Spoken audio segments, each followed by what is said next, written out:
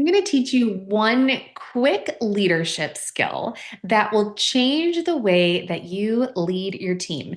If you're like me, I know when I started my financial planning business, I ended up being a leader by default, not by design, right? I never set out, most advisors are like me, right? Where you start your practice thinking, I just want to help people. And then it gets bigger and bigger, and you realize, oh man, I'm going to need some help. So I can remember making my first couple of hires and delegating tasks like candy, right? Handing out to-dos left and right. And I remember hitting this point where I was frustrated that I felt like while they were getting stuff done, no one was really taking ownership or, thinking strategically through stuff. I felt like everybody else's problems just rolled up to me and became my problem, which, hello, is part of leadership, right? And I remember getting this advice, and I wanted to share this with you too. So if you're feeling like your team is constantly coming to you with problems and you have to solve them, right? Decision fatigue is super real. And there is definitely something about people coming and dumping problems on your desk or in a team meeting, bringing up all of the problems, and you then having to think strategically as the owner of the business through them and come up with different solutions. So, something that was taught to me that I want to share with you was starting to train your team when they bring any kind of problem to the table, they also need to think through and come with 2 to 3 solutions to the problem.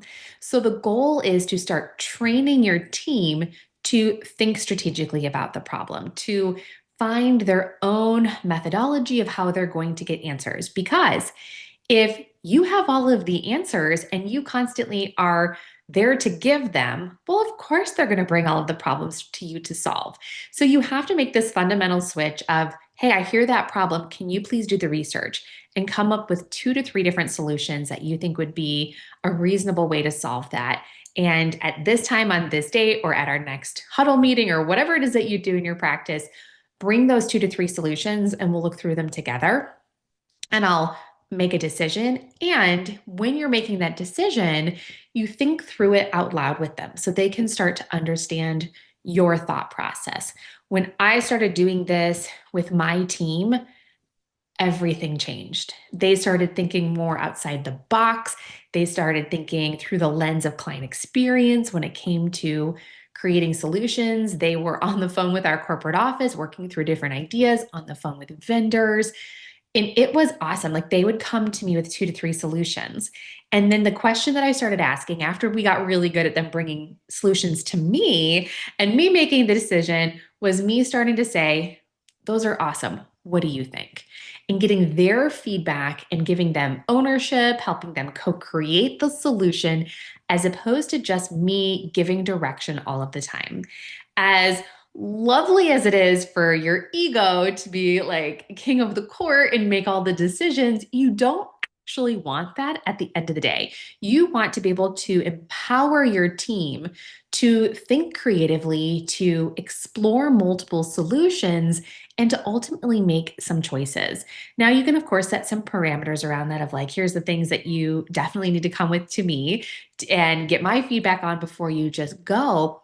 But once you start showing your team your thought process, once you start bringing them into, okay, great. So let me ask you a few questions about the different solutions that you brought. How would that look and feel? What would the client receive in that scenario? What would they not receive? Does this trigger text messages? Like starting to help them think through the way that you think. Because what we're wanting to do when we're raising up leaders inside of our business is we want to help them to think strategically. We want to help them think critically. We want them to be problem solvers, but we also want them to know and understand how you think and feel, and then overlay their own personal expertise on top of this.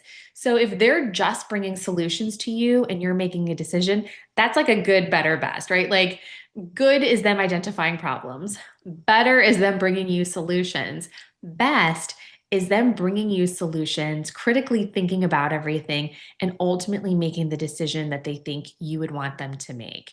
And this, friends, changed everything for me. So if you have teammates where you're delegating out the to-dos, they're getting things done, but you're frustrated because you're like, I just want them to like have a little more oomph, or I want them to take over a little bit more. Try this. Try asking them when they present a problem, try asking them to come up with 2 to 3 solutions and making sure you're presenting it in a way of like, hey, I want to help you solve some of these. So here's what I think we should do.